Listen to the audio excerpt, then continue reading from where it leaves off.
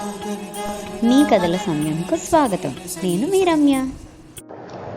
Hello అండి.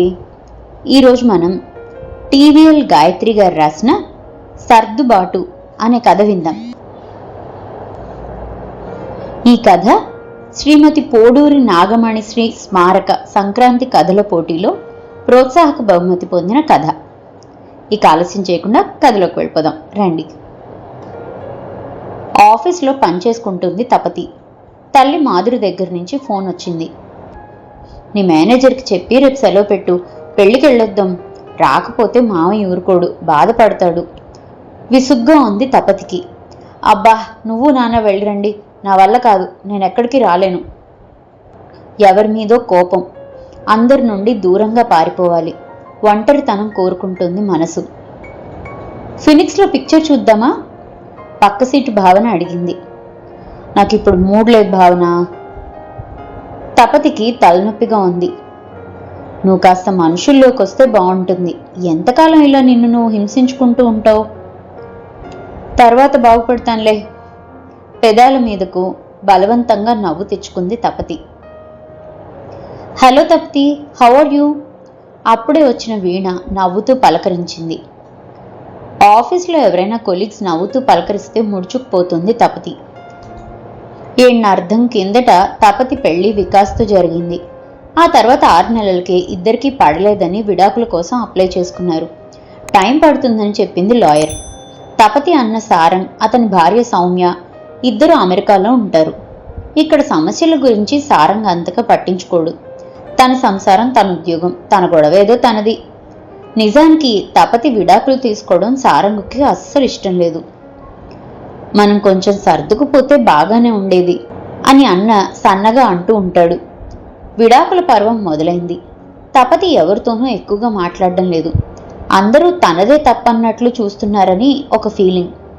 Computer ముందు కూర్చొని పని చేసుకుంటున్న తపతికి వికాస్తో గడిపిన సంసార జీవితం గుర్తొస్తుంది. ఆర్భాటంగా, అట్టహాసంగా పెళ్లి జరిగింది. కొత్త కాపురం బెంగళూరులో. ఏవేవో సామాన్లు కొనుక్కోవడం, మాల్స్కు, సినిమాలకు, షికార్లకు తిరగటం. 2 నెలల పాటు ప్రపంచం గుర్తుకు రాలేదు కొత్త జంటకి. 3వ నెల మొదలైంది. కడుపులో కాస్త నొప్పి వచ్చింది తపతికి. ఏమీ లేదు, జంక్ ఫుడ్ తగ్గించండి, ఇద్దరూ ఇంట్లోనే చేసుకొని తినండి, తగ్గిపోతుంది అంది డాక్టర్. ఇద్దరికి ఆఫీసులు. పొద్దున్నే లేచి వంట చేయాలంటే కష్టంగా ఉండేది తపతికి. పైగా త్వరగా పనులు చేసుకోవటం చేత కాదు. కాస్త ఆలస్యంగా నిద్రలేచే వికాస్ని చూస్తే ఒళ్ళు మండేది. కాస్త ముందు లేచి హెల్ప్ చేయొచ్చు కదా, నేను ఒక్కదాన్ని కష్టపడుతున్నాను అనేది. వంట అనేది ఆడవాళ్ళు చేసే పని అనుకునేవాడు వికాస్. విసుక్కుంటూ నసుక్కుంటూ వంట పని పూర్తి చేసేవాళ్ళు ఇద్దరు కూడా. పని మనిషి వచ్చి దాని పని అది చేశాక కూడా ఇల్లంతా చిందరవందరగా ఉన్నట్లు ఉండేది. ఇద్దరికి కాసేపైనా విశ్రాంతి దొరికేది కాదు. కొత్తగా పెళ్లైన మోజు కాస్త కాస్త తగ్గటం మొదలుపెట్టింది. రాత్రిపూట భోజనాలు అయ్యాక వికాస్ కాసేపు టీవీ చూస్తూ ఉంటే చికాగ్గా ఉండేది తపతికి. కాస్త వంటిల్లు సర్దొచ్చుగా అంటూ గొణిగేది. వినిపించుకునేవాడు కాదు వికాస్. రాత్రి తపతి నైటీలో బెడ్రూమ్లోకి వస్తే, మంచిగా చీర కట్టుకోరాదు, చాలా బాగుంటావు అనేవాడు వికాస్. ఫ్యాన్సీ డ్రెస్ కాంపిటీషన్ ఏమన్నా ఉందా ఇప్పుడు? రోజు ఆ దిక్కుమాలిన చీర కట్టుకోవడం నా వల్ల కాదు బాబు. అబ్బా, ఆ నైటీ చూస్తే అసలు ముట్టుకోవాలనిపించదు. నువ్వు షార్ట్స్ వేసుకొని తిరుగుతుంటే పరమ చండాలంగా ఉంటావు, నేను భరించటం లేదు అంటించేది తపతి. కోపంగా అటు తిరిగి పడుకునేవాడు వికాస్. క్రమక్రమంగా ఇంకో 1 నెల రోజులు గడిచేసరికి ఒకరిలోని లోపాలు ఇంకొకరికి వికృతంగా కనిపించటంతో ఇంకా దూరం పెరగసాగింది. అసలు నీలాంటి వెధవని ఎలా పెళ్లి చేసుకున్నానో నాకే తెలియటం లేదు, అంత నా కర్మ. అసహనంతో వికాస్ మీద ఎగిరిపడే తపతి. వికాస్ మాత్రం తక్కువ తిన్నాడా? నీకింత పొగరుందని నేనే కనుక్కోలేకపోయాను. ఏ ఒక్క పని చేత కాదు, ఆడపిల్లలాగా పెరిగావా? మా అమ్మ ఇప్పటికీ కూడా ఉద్యోగం చేస్తుంది, వంట వార్పు చేసి స్కూల్కి వెళ్తుంది. నీలాగా ఎప్పుడూ విసుక్కున్నది లేదు కయ్యమనేవాడు వికాస్. నీకు మీ అమ్మే రోల్ మోడల్. కాలం మారింది, ఇప్పుడు మగవాళ్ళందరూ ఇళ్లల్లో పని పాటలు చేస్తున్నారు. నీలాగా ముద్దు వెధవల్లాగా ఎవరూ లేరు. నీలాంటి జడ్డి మోహం గాడిని ఎక్కడా చూడలేదు. నీ కింద అణిగిమణిగి ఉంటూ నీ ఇష్టం వచ్చినట్లు చీరలు సారలు కట్టుకొని నిన్ను తృప్తిపరచడానికి నేనేం పాతకాలం పెద్దమ్మని కాను, గుర్తుపెట్టుకో. నాకు కూడా వ్యక్తిత్వం ఉంది, జాడించి పారేసింది తపతి. ఫలితం ఇద్దరి మధ్య అగాధం మరింత పెద్దదైంది. ఇంకో నెల అతి కష్టం మీద కలిసి బ్రతికారిద్దరు. ఇద్దరికీ ఓర్పు సహనం తక్కువ, ఉడుకు రక్తం, ఇద్దరూ సంపాదన పరులే కావటం, ఒకరి మీద మరొకరు అధికారం చెలాయిస్తున్నారన్న భావన. చివరకు ఉండలేనంటూ హైదరాబాద్కి వచ్చేసింది తపతి. మధ్యలో ఇరువైపుల పెద్దవాళ్లు కల్పించుకున్నారు. అయితే పిల్లల మీద ఉన్న ప్రేమతో ఎవరి పిల్లల్ని వాళ్ళు ఏమీ అనలేదు, ఎటువంటి సలహాలు చెప్పలేదు. ఎవరి బిడ్డల్ని వాళ్ళు సపోర్ట్ చేసుకున్నారు. అవతల వాళ్లదే తప్పంటూ ఆరోపించుకున్నారు. ఎక్కడా ఎవ్వరూ తగ్గటం లేదు. విడాకులు అనివార్యమయ్యాయి. హైదరాబాద్లో ఉద్యోగంలో చేరింది తపతి. అన్న వదిన వచ్చారు. వికాస్ తల్లిదండ్రులతో తన చెల్లెల్ని సపోర్ట్ చేస్తూ మాట్లాడిన సారంగ్ తర్వాత తపతి ఒంటరిగా ఉన్నప్పుడు, నువ్వు కాస్త సర్దుకుపోతే బాగుండేదేమో తపతి, వికాస్కు నీకు మధ్య వచ్చినవి ఈగో ప్రాబ్లమ్స్, స్వతహాగా అతడు మంచివాడే, కాస్త ఓర్పు సహనంగా ఉంటే బాగుండేది అన్నాడు నెమ్మదిగా. దిగులు పడింది తపతి. ఒకసారి తపతి తల్లి మాధురికి ఒంట్లో బాగాలేదు. 10 రోజుల పాటు జబ్బున పడింది. జ్వరం విరేచనాలతో నీరసించింది. ఆ సమయంలో తపతి వంట చేయటం మొదలుపెట్టింది. తన తండ్రి మోహన్ ఆఫీస్కి వెళ్ళాలి. వంట పని, ఇంటి పని, తల్లిని జాగ్రత్తగా చూసుకోవడం అంతా తపతి మీదే పడింది. మెల్లమెల్లగా పనులు చేయడం నేర్చుకుంటుంది. ఆఫీస్కు వారం రోజులు సెలవు పెట్టినా తర్వాత తప్పక వెళ్లాల్సి వచ్చింది. ఎలాగైనా కాస్త ముందే లేచి గబగబా పనులన్నీ చేసుకుని తల్లికి అన్నీ చేసి పెట్టి మరీ ఆఫీస్కి వెళ్ళొస్తుంది. 15 రోజులకు కాస్త అనుభవం వచ్చింది. ఇంటిని ఆఫీస్ను మేనేజ్ చేయడం అంత కష్టంగా లేదు. ఈ మాత్రం దానికైనా తన వికాస్తో వంతు పెట్టుకొని తగులాడింది. అయినా బింకంగా, వికాస్కి ప్రేమ ఎక్కడుంది, తనకి ఎప్పుడైనా విలువిచ్చాడా, ఉట్టి అహంకారపు వెధవ అనుకొని మనసుకి సర్ది చెప్పుకునేది.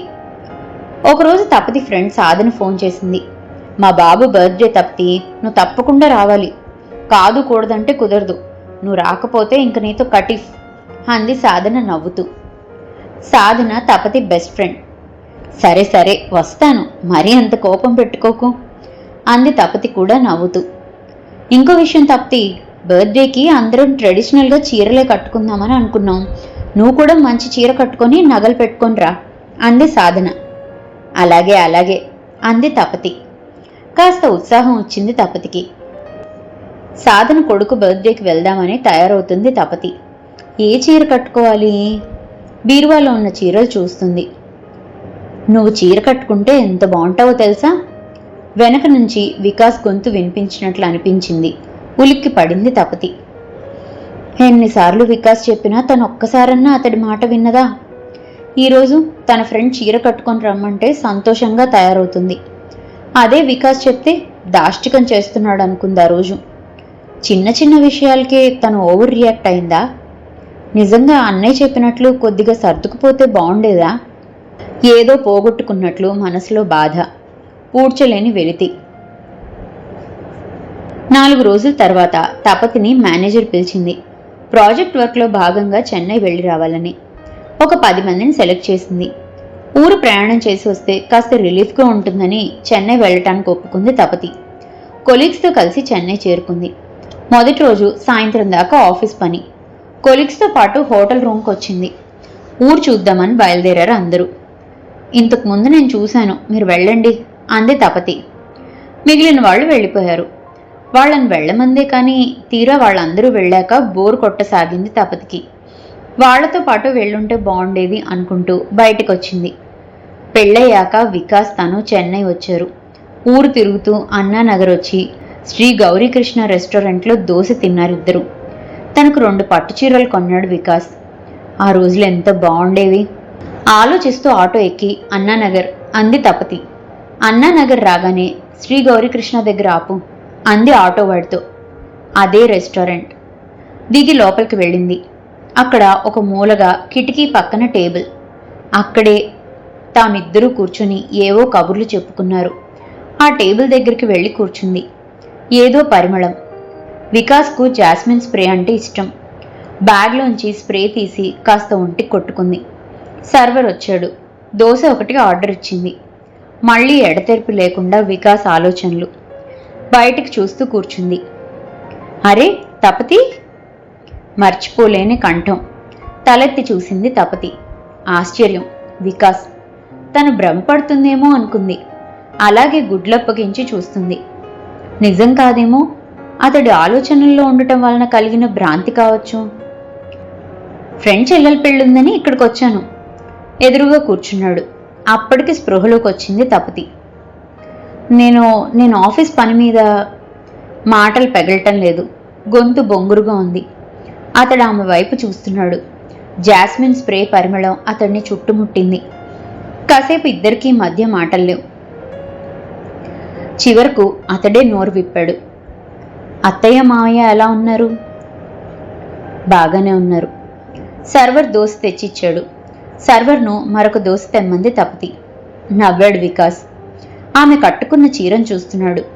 అది వికాస్ కొని తెచ్చిన చీర. దొరికిపోయినట్లుగా ఉంది తపతికి. తల వంచుకొని కూర్చుంది. సర్వర్ను పిలిచి 2 ఫ్రూట్ సలాడ్స్ ఆర్డర్ ఇచ్చాడు అతడు. తపతికి ఫ్రూట్ సలాడ్ అంటే ఇష్టం. ఇప్పుడొద్దు.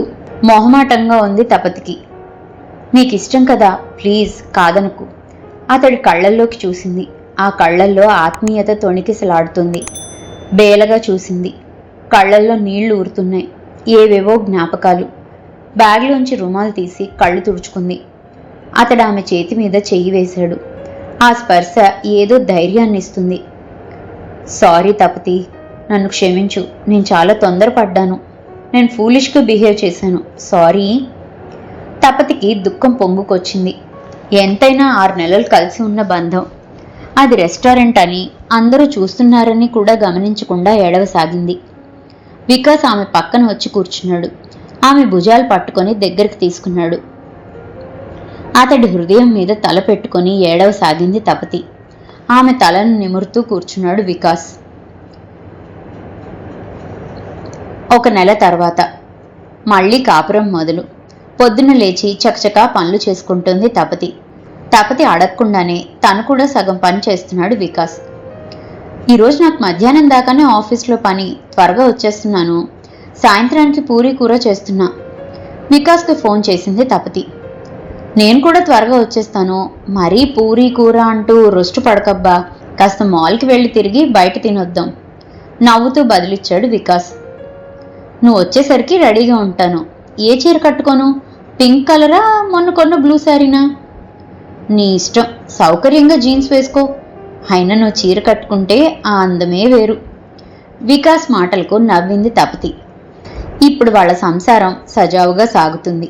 కాస్త సర్దుకుపోతే జీవితం ఎంత హాయిగా ఉంటుందో తెలిసి వచ్చిందా జంటకు.